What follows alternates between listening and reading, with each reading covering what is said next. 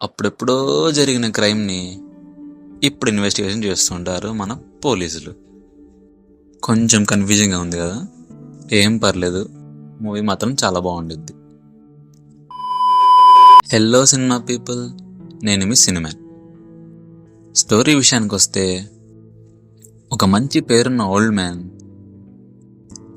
అడవిలోకి వచ్చి ఒక ప్లేస్లో సూసైడ్ చేసుకుంటాడు. దట్టు ఒక సెల్ఫీ వీడియో తీసుకొని.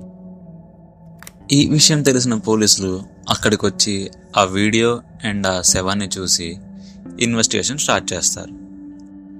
ఆ తర్వాత మూవీ ఎన్ని ట్విస్ట్స్ తిరిగింది, ఎన్ని టర్న్స్ అయ్యాయి, అసలు ఎప్పుడెప్పుడో జరిగిన స్టోరీది ఇప్పుడు ఎట్లా లింక్ చేస్తున్నారు, ఇంతకీ ఆ సెల్ఫీ వీడియోలో మనోడు ఏం చెప్పాడు, ఇవన్నీ తెలియాలంటే మీరు ఈ మూవీ చూడాల్సిందే.